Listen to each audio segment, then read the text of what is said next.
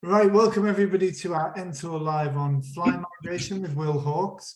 Will has just finished up his PhD with Exeter University, and he's going to tell us about aspects that he was looking into as part of his PhD, the wonderful world of fly migration. So Will, over to you, and looking forward to a fantastic talk. Amazing. Thanks, Kieran. Yeah, and thank you all so much for coming. I'm so excited to talk about flies because they really are amazing creatures. Over 125,000, even better, species described. And there's thought to be over 1 million species in total. And so us taxonomists, and hopefully more of you will become taxonomists after this and all of Kieran's amazingly useful workshops, they have a lot of work to do. And fly diversity is almost unparalleled. There's this amazing tiny thing you can see. So in the middle of this slide, there's a diagram of the common housefly, which, as you all know, is not a massive creature, but just to the left of that is the comparative size of this this phorid fly, and so it's minuscule. What it does is borders between incredible and horrible. It will fly up to an ant and lay its eggs just behind the neck of an ant.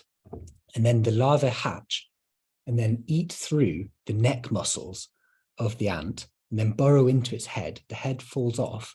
And then the larvae, there may be 2 or 3 inside the head, use the ant's head as a little creche, a little nursery to develop. And that's just something that flies do. It's a really amazing little life history. And yeah, it's quite wonderful, wonderfully horrible.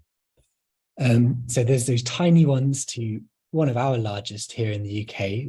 I love this one. This is a Tachina grossa fly.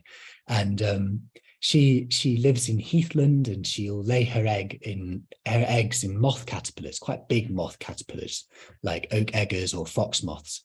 And she's got the most wonderful yellow feet and quite a nice face, I think. To one of my favorite flies, the Troglocladius hajdi. This amazing animal is found nearly 1 kilometer underground in a Croatian cave, and it's the only known flying troglobiont. So a troglobiont is an animal that only lives in a cave. It never goes out or anything, and it flies. And instead of using its eyes, obviously because it's dark there, or any fancy echolocation, what it does is it sticks all its legs out really wide and flies around, and it uses its legs as proximity sensors. That means it crashes into walls and its legs hit them first, and then it carries on its way. And these flies, the only ones they've ever found have been female, so they think that they reproduce through parthenogenesis, and so they're all little clones of each other, and they feed on little morsels, iotas of nutrients which have dribbled down through the cave system. And yeah, it's just flies get everywhere, and they're amazing. And they're named after these winged dwarves from Slavic mythology who are messengers of fate and were said to dwell in caves. And yeah, but one of the most impressive life histories of a fly is that some species are able to migrate. And we think of fly migration as being a relatively new discovery, although of course flies have known about it for millions of years. However, fly migration does occasionally crop up in myths and legends. So sticking with the Slavic mythology, a legend concerning the death of a she-demon called an Ala. This Ala had died, and its rotting corpse, according to legend, brings forth a plague of golobats flies every spring. And the golobats flies is a real fly. It's a Simulum columbacensis, this little species, but it's a known migrant, which means that probably the regular seasonal migration of these golobats flies spawned the story of this she-demon rotting, unless of course there is a she-demon rotting under somewhere in Serbia. And although flies are maybe not the most well-known migrants, they do have they are the subject of perhaps the most famous observation of insect migration of all time. the Bible describes a plague of flies set by the Christian God on the Egyptian pharaoh to persuade the pharaoh to let the God-worshipping people go. And these flies arrived in huge numbers, entering the Egyptians' houses, covering the ground everywhere, before leaving without a trace, just a few days after arrival. And now the Bible specifically states that not a single fly remained, and this piece of information points towards a large-scale migratory event. If the biblical plague was the result of a mass emergence of flies, in this case Ephemeroptera, which aren't flies, but they might be misidentified as flies by a Bible writer. This great emergence, if they all came from the Nile, then if they're all Ephemeroptera, then their bodies would just litter the ground and be present for a good number of days afterwards. But because all these flies disappeared as quickly as they arrived, the species in question may well have been a migrant. But it was not until relatively recently that flies were discovered, scientifically at least, as migrants. 73 years ago this year, two researchers named David and Elizabeth Lack were on holiday. They were on holiday in the central Pyrenean town of Gavarnie, which is just under this cloud inversion in this photo. And they were both eminent bird researchers, and they decided on the 13th of October, 1950, to walk up to the pass of Bujarello to see the bird migration. And the pass of Bujarello is right in the center of this photo. It's like the lowest, you can just follow the valley up straight ahead, and it's the lowest point there. And all the birds, they saw loads of swallows coming through. And then after a while, they saw loads of butterflies. And they were coming through for about 500 an hour. And then they noticed that there were loads of dragonflies coming through, about 10 times as many as the, or maybe even 100 times as many as the butterflies. But it was not until they had been up on the pass for an hour, the Lacks write, that they realized another insect's migrating. And this insect was a hoverfly, a marmalade hoverfly, in fact. Just like me and Carl, my PhD supervisor, Carl Watson, were catching in this video. And just like the dragonflies and the butterflies and the birds, they're all flying low, straight through the pass, very low to the ground. And an estimate of the numbers, they write, was impossible. But I guess they were at least 20, perhaps 100 times as numerous as the dragonflies. And they write in their 1951 paper all about this event. They write that these flies were the most remarkable migrants of them all. Now, my name is Will Hawkes, and I am one of the very few people, sadly, studying fly migration. And I'd love for all of you to go back and study it as well. And I studied at the University of Exeter, and I've only just handed in my PhD about 2 weeks ago now. And all I've done is sleep for about 2 weeks. And so quite a lot of what I'm talking about today, in fact, pretty much all of it, comes from that PhD. My PhD has focused on insect migration right across Europe, the species assemblages, the routes, the climatic drivers, and very importantly, the ecological impacts of their movements. And this talk today will focus almost entirely, or definitely entirely, on fly migration. Why flies migrate, how they do it, what species are moving around, where they go, which is really exciting, and the effect these migrants have on the planet. And this is all interspersed with my research over the last 4 or 5 years. And now, fascinatingly, before we started, or I started this PhD, we really didn't know just how prevalent flies were in insect assemblages. And by performing very systematic studies in places like Cyprus on the left of this image and the Pyrenees on the right, we found that the Diptera, the flies, comprise nearly 90% of all individuals found in migratory insect assemblages. So far more common than the butterflies, the wasps, the other insects that might be, the dragonflies that might be migrating. But compared to butterflies and dragonflies, which are these big, showy, charismatic creatures, these little flies, we really don't know anything about them. So to give you a bit of an overview, let's start with why flies migrate. Well, flies will migrate for a variety of reasons, but perhaps the most pertinent is that flies migrate to have more sex. They exploit seasonal habitats, so they fly around exploiting habitats that come into fruition, I guess. Their flowers are blooming at certain times of the year. And so flies will migrate around, so they continually hit these areas of high productivity. And this allows them to increase their, allows them to breed all year round, resulting in many more generations than phylogenetically similar but non-migratory species, and therefore increasing their reproductive output.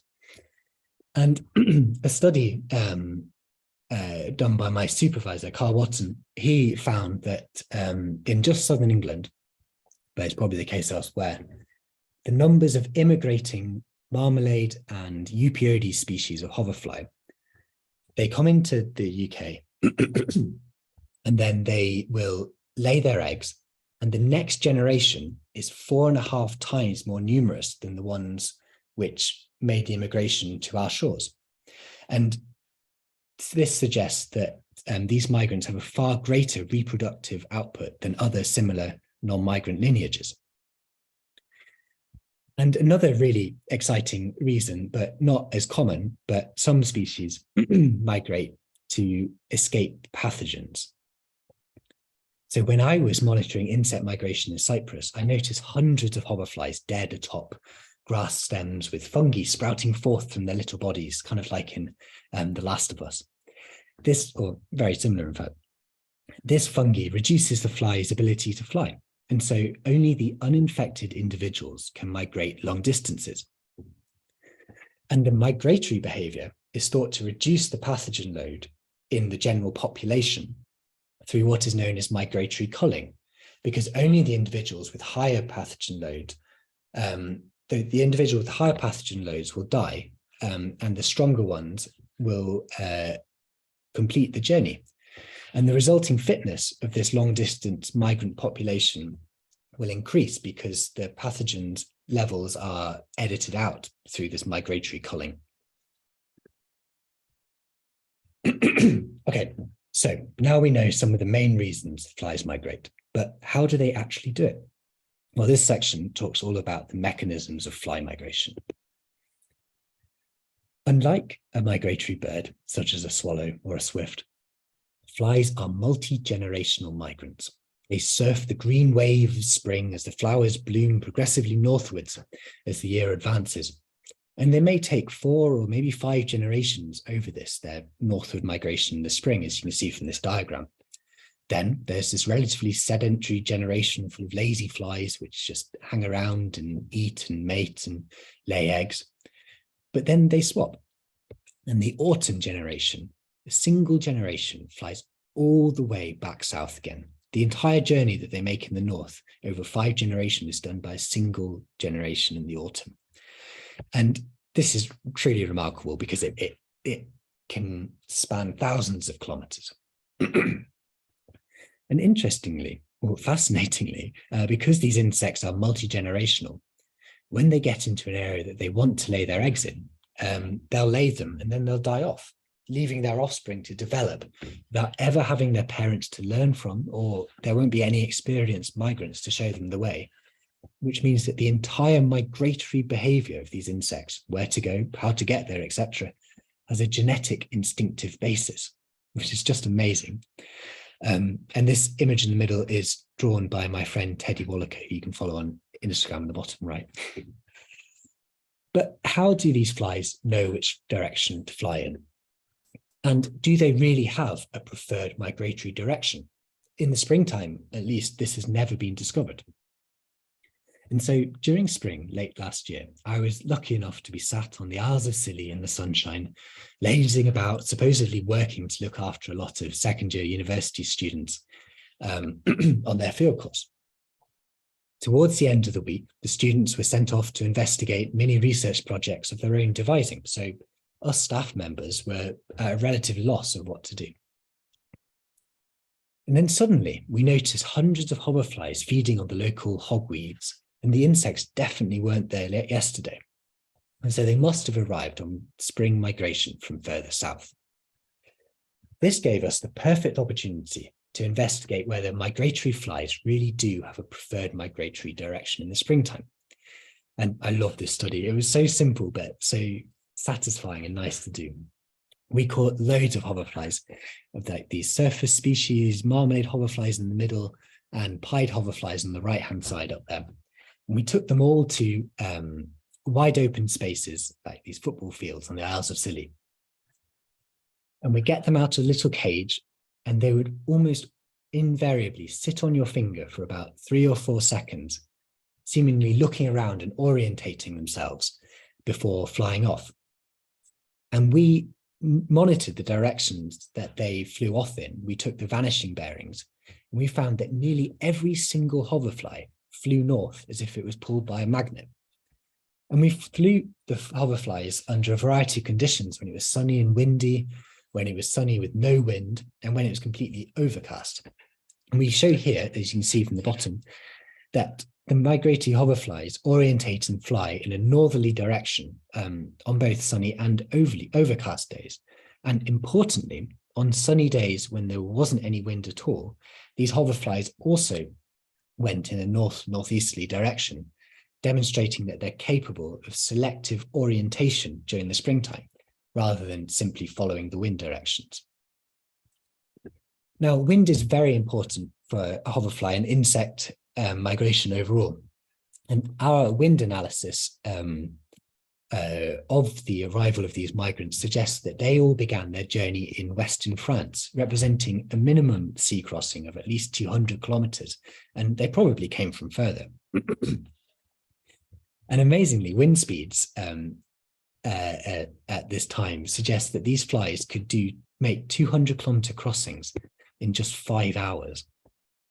And this shows the importance of these warm southerly winds for spring recolonization of these northerly latitudes. And wind has been shown to be really important because a radar study done by my friend, we use radars to count insects sometimes.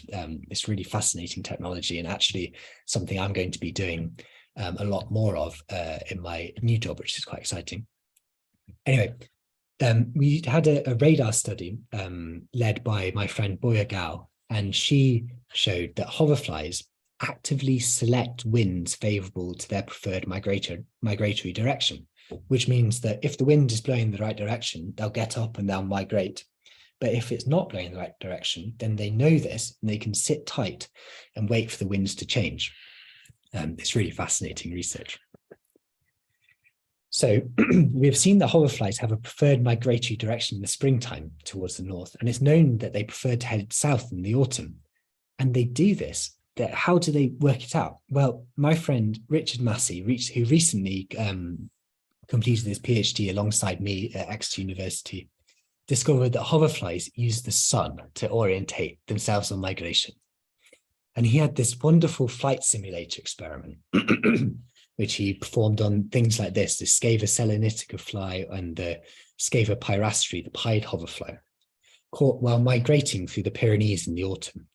And he showed that these larger flies really do have a time-compensated sun compass, enabling them to maintain their preferred migratory heading, even as the sun moves across the sky during the day. And that's really remarkable for such a tiny, tiny insect. And we don't know how they set this compass, but there's some fascinating theories, and I'd love to establish this. But in birds like the Swainson's thrush in America, they will set their compasses by the rising of the sun or the setting of the sun, because these migrants usually move the equinoxes. The sun rises in the east and sets in the west. And so they can essentially set their clocks by the position of the sun in the morning, and then they know which way to go. And then they keep it in their head all day. Something that's really complicated for pilots and things to do, but these flies, who are barely the size of they're so small, and they can do it. It's really amazing. Right. what types of flies migrate? Well, I've just been writing a literature review all about fly migration and scouring the literature, and we found evidence from 40% of all known fly families that at least one or two species within these families have migrants.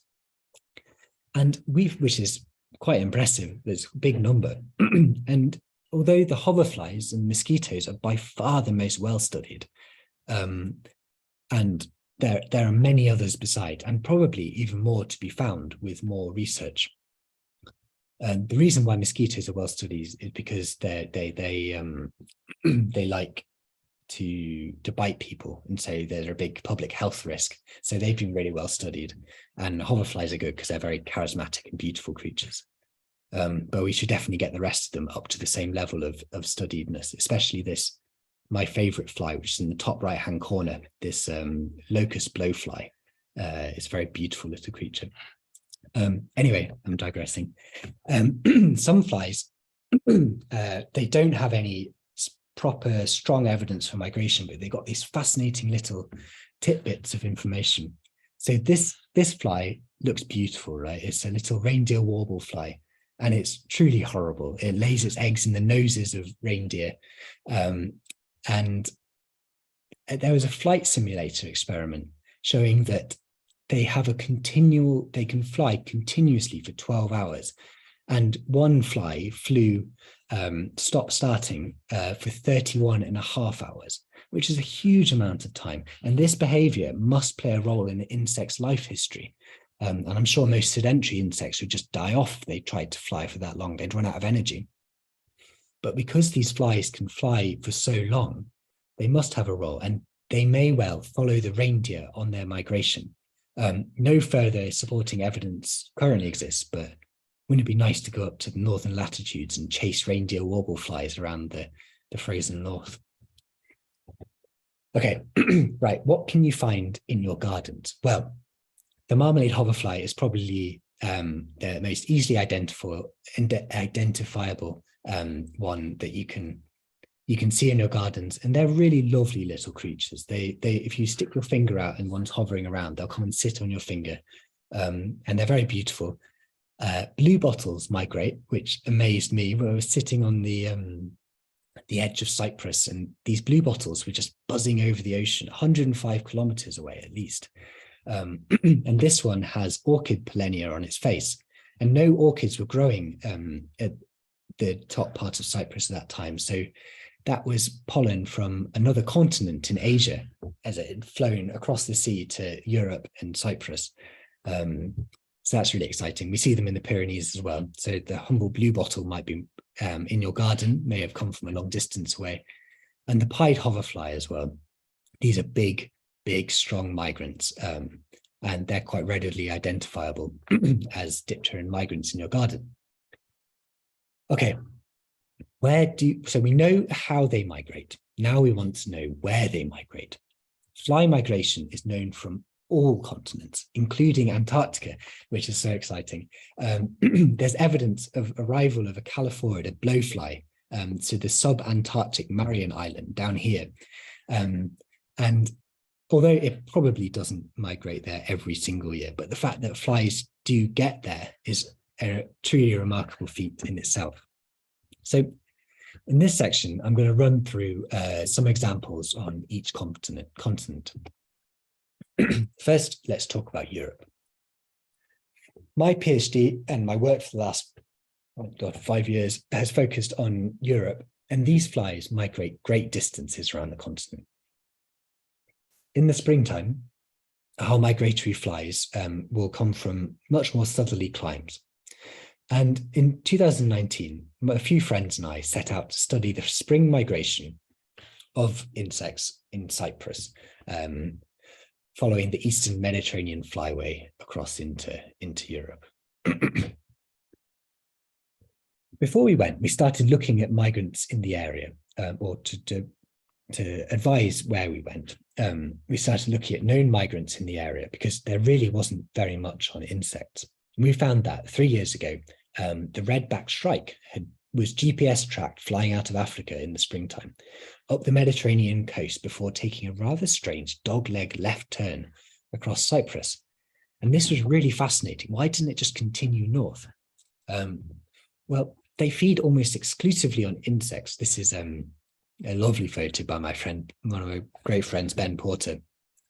He should also go follow on Instagram and Twitter and everything else. Anyway, they feed almost exclusively on insects, and to fuel their great journeys, they must have to eat a lot. So what if these birds were following their food westwards into Europe as well? Could the sharp dog-leg turn across Cyprus be because of a great movement of insects regularly occurring in that area as well? Well, very, very little is known about insect migration in the area. There's been a few records of painted ladies in the south in Israel and a few dragonfly arrival events in Cyprus, but nothing further, nothing about the best migrants, which are the flies. So in spring 2019, after hearing vague reports of migratory insects being spotted in Israel, we looked at the map and realized that Cyprus was in a really great position for seeing what insects were moving west into Europe. Well, insects love flying over land. It's much safer. And so any insects migrating across the ocean will be drawn to Cyprus if they see it. And so we set up camp on the most eastern tip of Cyprus in March 2019 until early May and waited for the insects to arrive across the sea. The closest landmass, as you can see from this map, was Syria, meaning that any insects will have already crossed at least 105 kilometers of ocean to be there. And so while we were there, we wanted to find out what insects were migrating, how many there were, and where they came from. This was the best field work. We literally every day for 2 hours, every 2 hours within the day, we would stand right on the tip, insect nets in hands, and sweep through this almost continuous stream of insects making landfall. We put them all in these little bug dorms and identified them all by hand and noted them down, and then we actually just let them go on their migration. And we, taking all this data, we found, and we expected that before we went out to see far more butterflies than anything else, or maybe dragonflies, because that was what had been talked about. But we found that the flies made up 86% of the whole migrant assemblage. And this is like really exciting, because really flies have been the understudied migrants. And so to see them moving in this wild place in such great numbers, it was really exciting. We drilled down a bit further and we found that there were 30 different insect families. The third most was these little Sepsidae flies, which, if you know Sepsidae flies, they're minuscule. They're like 4 or 5 millimeters long. And they turned up when the wind was blowing in the right direction, as did the rest of the insects. The hoverflies, the Surfidae, made up 17%. These were mostly things like Melanostoma melanum hoverflies, and a lot of the drone flies, the ones that mimic honeybees, Eristalis tenax. But with 40% of all known, all insects going across the ocean were these Anthomiides, and they were all the same species, or 99% the same species, this Delia platura, this bean seed fly. And there's only been one recorded instance of this migratory behavior in this species before, which was a few flies ended up on an oil rig about a few hundred kilometers off the coast of Japan once. But for them to move in these huge numbers, there was about 15 million of these individuals coming onto Cyprus in the time we were there, is really important, because it's a very important generalist crop pest, and it will eat through about 50 different types of crops. But you can also see it's covered in pollen, and so it also plays a really important pollinator role. Right, to count the insects, we used a video camera which passively monitored the insects' passage throughout the day. And from this data, which I'll talk more about because we use the same method in our Pyrenean fieldwork in a little bit. From this method, we found, you can see how many are moving, can't you? It's crazy. We found that within the 38 days, we were actually at the field site, which is only about 200 meters wide. 38 million insects migrated onto the tip. And this, at their peak rate, was 6,000 insects per meter per minute. And this was absolutely ridiculous. Like we had to shelter behind the car doors because there were just so many flies pelting us. And some of the flies were these stable flies, which most muscid, like house flies, have really nice little dabbing mouth parts. But these stable flies, which are also muscidos, they've evolved to have these jabbing mouth parts, and they're the ones which go after horses and cows and all of that sort of thing. And they'd just flown like 100 kilometers across the sea. And so they were so hungry that they all just came and they landed all over us and bit us to pieces. And I felt a bit sorry for them at first, and let a few of them have a feed, but I think it only lasted about 5 minutes before I was swatting them with the rest of them. Anyway, loads of insects. But where do they all come from? And this was the coolest bit of research. I love this. So we use satellite imagery. There's some sort of filter on a satellite which can map vegetation growth, and a really high degree of vegetation growth is strongly associated with insect emergence. An analysis of these imageries showed that there is comparatively high values between winter 2018 and spring 2019. And the highest areas of vegetation growth were here in Syria. Purple is highest, dark green's high as well. Most of Iraq, Saudi Arabia, and even a little bit in Iran, which means that these insects getting to Cyprus could have come 1,600 kilometers just to get to there. They probably weren't all heading west as well. They were probably heading all around in a generally northward direction.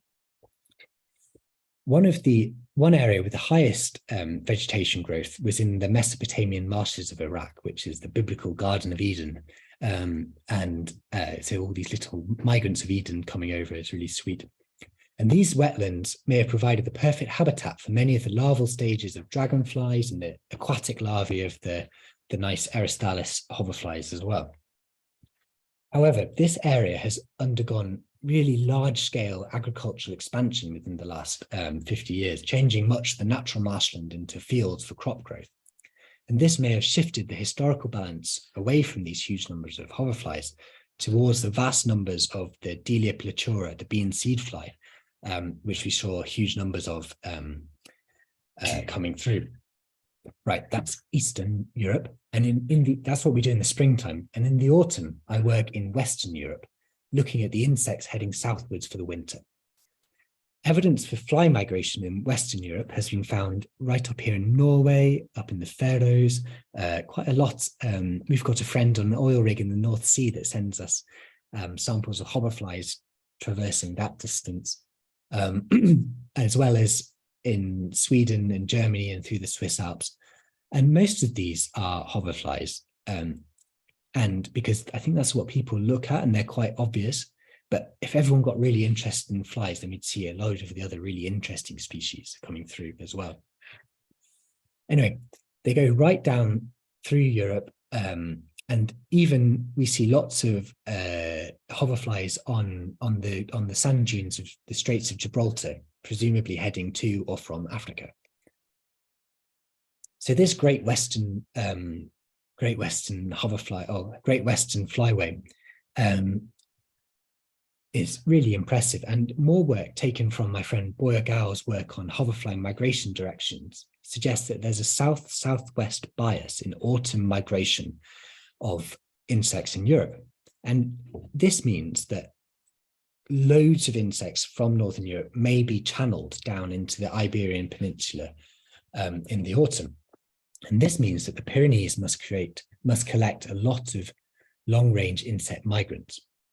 And I've spent the last 4 years studying insect migration there, in exactly the same paths as where David and Elizabeth Lack went up in the 1950s and first saw evidence of fly migration. And so all these flies are heading down over Europe. They reach this great geographic barrier of the Pyrenees. And luckily, the Pyrenees is really good for counting insects because not many of them can fly over the 3,000 meter high peaks Instead, they get channeled through the really steep-sided valleys and through the lower mountain passes. Now this one, the Pass of Bucharelo, our study site, which is only about 30 meters wide and is the path of least resistance for a lot of these insects coming through the Pyrenees. And us researchers can stay up there and study them. And here's a video of loads of flies coming over through the mountains, steady stream of insects, and we caught them using a Malaise trap. And so we could identify them. And very similar to Cyprus, we found that the flies made up 90% of all the migrants. And this is really exciting. And there was loads of new species as well, like that we didn't even know migrated before, like some forage flies, and there were lots of grass flies as well, these tiny, tiny creatures that hadn't been picked up as migrants, but were definitely migrating. But we wanted to count them. And as the hoverflies and all the other flies zip past, our insect migration camera is there to capture the insects, just like this little wheat here. The camera watches a 30-meter wide pass from 2 meters away, recording every minute for 15 minutes throughout the day. We take the files back, and separate them out frame by frame to count the insects. And we end up with like 4 million frames a season. It takes forever to count all these insects. And we can then extrapolate these counts to account for the time and also the width of the pass to get the total numbers. And the total numbers are so impressive. Across 4 years, we reckon we counted 68 million insects going through this 30-meter wide pass, an average of 17 million per year, and at a peak rate of just under 3,700 insects per meter per minute. It's amazing, and it equates to tens of billions of migratory insects, most of them flies, crossing the whole Pyrenees each year. And this is probably an underestimation, because probably more of them go down the sides of the Pyrenees where it's more amenable for migration. Yeah, I love it up there. It's my absolute favorite thing to do, to go up in the autumn. Like, look at this photo. It's so beautiful. Such a beautiful landscape. Anyway, so all these insects following the Western European flyway, south in the autumn to the Iberian Peninsula, and they may go even further into Africa. But what is happening across the pond? Well, there haven't been very many fly migration studies in North America, but last year, an amazing isotopic study, which is essentially, I'll try to explain this quickly, the way, so there's a few different, if you take hydrogen, for example, there's a couple of different types of hydrogen element, and the ratios of these elements vary with rainfall amounts across the country, and you can map out these ratios. And so you can essentially know that you've got an isotopic map. And this means that anything that takes up water, which obviously contains hydrogen, will also contain these differing ratios of these isotopes. And so anything that feeds on plants, like aphids, will also take up these elements, which means the hoverflies, which also feed on elephants, also feed on aphids, will take up these isotopes, these location-specific isotopes, and then you can capture the hoverflies wherever. So in this example, the Scott Clem, he did the work. He caught them all in Alabama down here. And he could work out that some hoverflies had flown 3,000 kilometers right up in Canada to be down in Alabama. And probably they went even further than that. And it's a really, really amazing piece of work. So on to South America. South America is hugely understudied in terms of fly migration. You can see on this map where red points represent study locations. And surely there's so much more to discover. And why not are these hoverflies, which are moving 3,000 kilometers across North America, maybe traveling even further? Because there's lots of studies in the Gulf of Mexico, which capture hoverflies crossing there. And in northern South America, in the north coast of Venezuela, there's a pass where loads of migration occurs. In the 1940s, researchers who were mostly focused on butterflies, but did record fly species, they recorded butterflies flying past at a minimum rate of 1,000 per second, which is absolutely mental. They had, and there were so many insects using the pass that the researchers had to wear glasses, so great were the crowds impinging upon their faces. And this photo is amazing, isn't it? And there's so many of these Lepidoptera, these butterflies and moths coming through. And we know that flies are more abundant than the Lepidoptera and migrants. So imagine how many flies are using this pass. I'd love to go there and find out. Right, on to Asia. Well, Western and Central Asia, again, is very understudied in terms of insect and fly migration. You can see from this map, like the entirety of like the Western Asia is just devoid of insect migration studies. But there's a few tidbits, especially from the Himalayas. And hoverflies have been recorded flying through over 5,000 meters up in the Himalayas, potentially linking Russia and China to the Indian subcontinent, which of course is highly fertile. So this huge route could be possible going down through there. In Eastern Asia, a study in Japan on the strains of the disease of Japanese encephalitis virus. A lot of it's really cool. So they couldn't work out why people kept being reinfected by this virus year after year at the same time, until they realized these mosquitoes, which originated in Vietnam or maybe even India, were being blown on the seasonal low-level jet streams migrating to Japan during the rainy season. And they just replenished the disease every single year. Probably not very good for the people, but amazing migrants, these little mosquitoes. On to Australia, and there's quite a lot of research of general flies moving between Papua New Guinea and Northern Australia, and a lot down the eastern coast, not very much at all on the western coast, it looks like. But there is some really exciting work and that showed the importance of citizen science, like iRecord and all of that sort of thing. John Finch did a study, and James Cook, they did a study using citizen science on hoverflies in Australia. And they found that 4 species of hoverfly, including this Eristalis tenax fly, had really strong latitudinal movements throughout the year. And this behavior suggests migration. And this really, and if everyone did all this recording of these flies, it would be so important, because then we could discover loads of new migrants based on citizen science. Okay, finally onto Africa. Africa is a continent of great fly migration study potential, but again, few studies exist. And those that exist are mostly in Western Africa, looking at the wind-borne migration of mosquitoes and other disease vectors.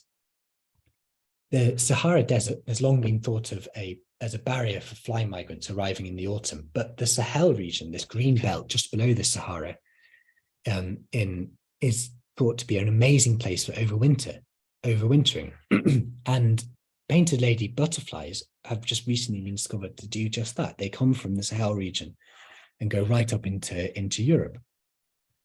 And I was lucky enough to be with my family in Egypt over Christmas in the Sahara Desert, and we got talking to the Bedouin people that are so lucky. Not only do they live in this beautiful landscape, every autumn they see loads of flies heading south, and the only suitable habitat, and really the only suitable habitat for this number of flies, is the Sahel region of Sudan, which is so much further south than Egypt. And all these flies are likely to be have European origins, and they must be crossing the whole Sahara to overwinter. And they see them coming back in the springtime, so it's not just a one-way thing. And this is a huge journey, and I'm so excited to study it further because no one has yet. And this probably takes place over the entirety of the Sahara Desert. So probably our flies, which make it leave our gardens in the autumn, might go all the way down to sub-Saharan Africa in the winter. Just like the birds. It's incredible to think of. Remarkable, in fact. Okay, sorry, final section. So flies, second final section.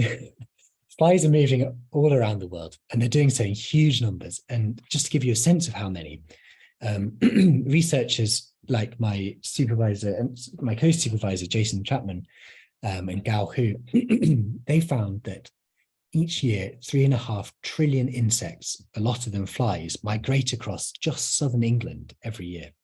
Imagine how many more move across the whole world. And so many more, there are trillions and hundreds of trillions and whatever's bigger than a trillion move around. And they play vital ecological roles. From pollinators, 62% of them we think are pollinators. That's huge. Loads of decomposers, pests, disease vectors, pest controllers, and all of them are nutrient vectors. Migratory pollinators are thought to be exceptionally important to global ecosystems because, unlike more sedentary pollinator species, they can transport pollen great distances and can link geographically isolated plant populations.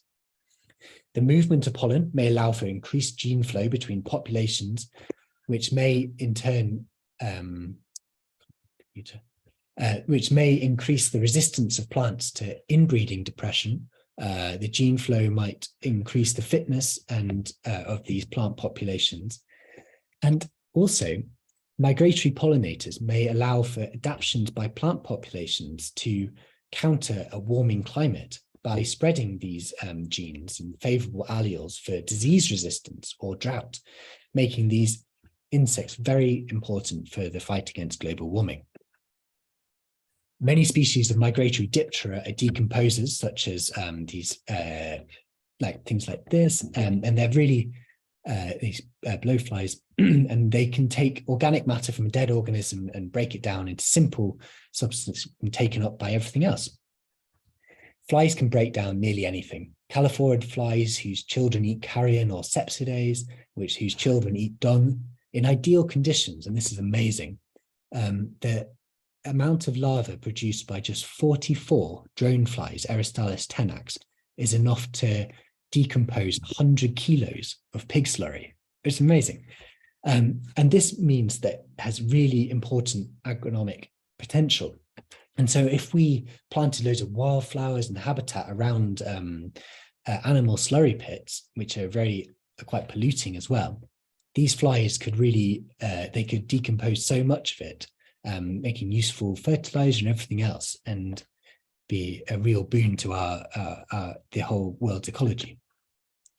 Okay, onto pests. The planet has become increasingly agricultural, and there are vast swathes of land dedicated to growing the same types of crop or livestock globally. And now migratory species need to be able to find resources wherever they choose to settle. And the species that have evolved to use these abundant crops or livestock as a food source have become really successful. And so we're seeing a lot more pests as a result of this. As you saw when I went to Cyprus, we recorded 15 million of these Delia platura flies coming over from the Middle East to Cyprus. And so this is one of the first instances of this recording of migration in such large numbers. And so this could suggest that these pests are getting much more abundant. And also, because of their migratory behavior, they can have increased pesticide resistance in much the same way as the migratory culling happened earlier. The ones which are resistant will pass on their genes because migration is a strong selector of fitness. And yes, as I say here, high rates of gene flow. And so we expect in the future that these trends of pest species doing better is likely to continue. But there are a lot of pest controllers, 10%. And as a result of this increased land coverage, there's more pests. And because of this, these pest controller species are really important, especially given the rise of pesticide resistance in populations. And of course, the other ecological benefits that migratory flies bring to these agricultural systems. And then amazingly, there's some good examples of these useful pest species. So marmalade hoverflies and Eupiodes flies coming into just southern England can eat through 10 trillion aphids. There's just the first generation of them. And this doesn't even take into account the other generations or the other larvae produced by the other migratory species of hoverfly and other things. And so if we had loads and loads of hoverflies, then potentially all our crops would be safe. Maybe don't quote me on that. But they certainly have a very positive impact. And finally, nutrient transfer.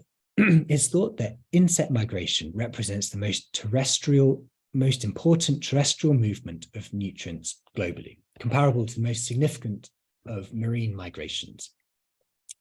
Because insects are multi-generational migrants, when they reach an area they want to lay their eggs in, they'll lay their eggs and then they die, leaving all their bodies to go either into they're eaten by something or go into the soil.